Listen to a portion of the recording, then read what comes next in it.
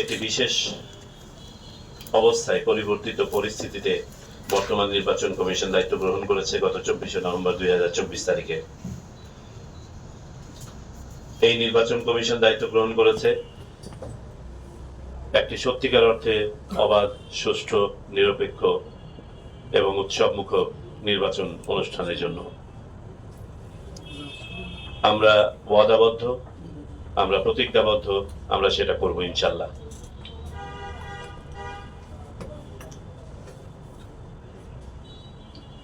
যেসব কারণে জুলাই আগস্টের অবতারণা হয় তার মধ্যে অন্যতম ছিল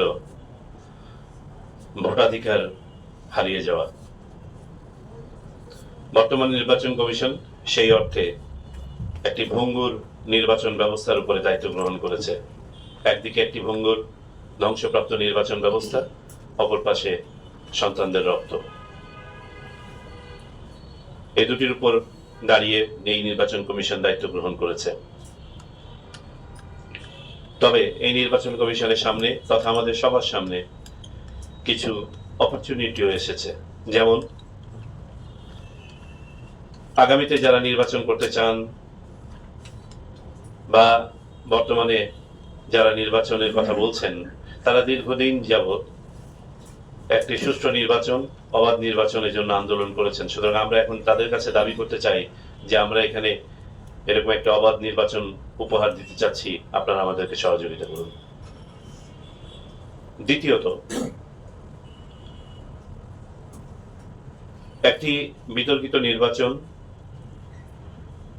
অনুষ্ঠানের মাধ্যমে নির্বাচনের সাথে সংশ্লিষ্ট সকল ব্যক্তি এবং প্রতিষ্ঠানের ভাবমূর্তিও বিতর্কিত হয়, ভুলুণ্ঠিত হয়। আমি মনে করি আমরা এখানে যারা উপস্থিত আছি এবং যারা নাই, যারা নির্বাচন ব্যবস্থার সাথে সংশ্লিষ্ট, নির্বাচন অনুষ্ঠানের সাথে সংশ্লিষ্ট, আমাদের সবার সামনে একটি সুযোগ এসেছে আমাদের স্ব ভাবমূর্তি পুনরুদ্ধার করার। আর তৃতীয়ত যে অ্যাডভান্টেজটা আমাদের সামনে আছে, যেটাকে আমি সবচেয়ে বড় অ্যাডভান্টেজ হিসেবে মনে করি, দীর্ঘ খরার পরে বৃষ্টি নামলে যেভাবে ফিনকি দিয়ে গাছ ওঠে, আমার কাছে মনে হয় দীর্ঘ অতৃপ্তির পরে, ভোটাধিকার অনুপস্থিতির পরে সামনে একটা সুযোগ তৈরি হয়েছে। এটা আমার 12তম জেলা। আমি সবখানে যেটা অনুভব করেছি যে সবাই ভোট উৎসবের জন্য মুখিয়ে আছেন। আমাদেরকে এই উচ্ছ্বাসটা, এই উৎসাহটাকে ধারণ করতে হবে।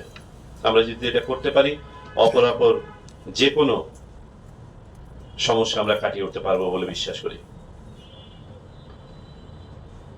আজকে বাড়ি বাড়ি তথ্য সংগ্রহের শেষ দিন।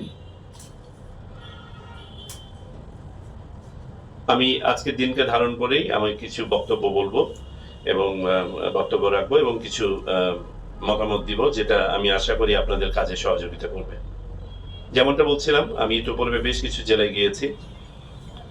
আমি নিজেকে অবহিতকরণের জন্য মূলত এবং বোঝার জন্য যে মাঠ পর্যায়ের সমস্যাগুলো কি। একটি ভালো এবং সুষ্ঠু ভোটের জন্য পূর্ব শর্তই হচ্ছে একটি সুষ্ঠু নির্ভুল ভোটার তালিকা। বর্তমান নির্বাচন কমিশন দায়িত্ব গ্রহণের পরপরই প্রথম সভাতেই আমরা সিদ্ধান্ত নেই যে এবারের ভোটার তালিকাটি আমরা বাড়ি বাড়ি গিয়ে হালনাগাদ করব। এখানে বলে রাখা প্রয়োজন যে বাড়ি বাড়ি যাওয়াটা কোনো বাধ্যবাধকতা নয় এবং ভবিষ্যতে আর আমরা কখনো বাড়ি বাড়ি যাবো কিনা আমরা জানি না। তার কারণ এই সেবাটি বছরে 365 দিন, 12 মাস, সপ্তাহে 7 দিন, দিনে 24 ঘন্টা উন্মুক্ত।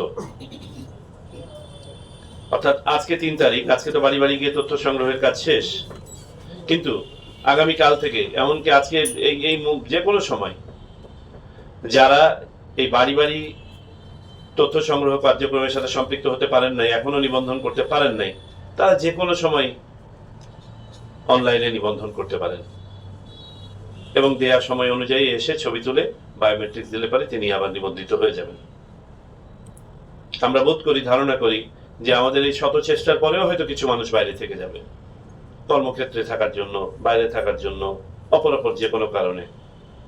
তো তাদের জন্য আমার মেসেজ হচ্ছে, আপনাদের মাধ্যমে যারা এখানে যাচাইকারী যারা আছেন, আপনাদের তথ্য সংগ্রহকারীদের মাধ্যমে আপনারা দয়া করে এই মেসেজটা দিবেন সবার কাছে যে আমাদের এই পর্বের এই কাজ শেষ, কিন্তু আমাদের নিবন্ধন কার্যক্রম একটা চলমান প্রক্রিয়া সারা বছর।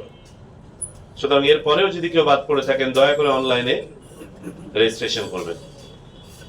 মানুষের মাঝে যেন এই ধারণা তৈরি না হয় যে আবার বাড়ি বাড়ি গেলে আমি নিবন্ধন করতে পারবো না। সাধারণ মানুষের মাঝে এটা, প্রান্তিক মানুষের মাঝে এই ধারণা তৈরি হওয়ার সুযোগ আছে, এটা যেন না হয়। আমি বিভিন্ন জেলায় ঘুরে আমার কাছে যে সমস্যাগুলো সামনে এসছে আমি সেগুলো একটু পুনরাবৃত্তি করি, তাহলে হয়তো বা আপনাদের কিছু কিছু বিষয় আমি সলভ করে ফেলতে পারবো আশা করি।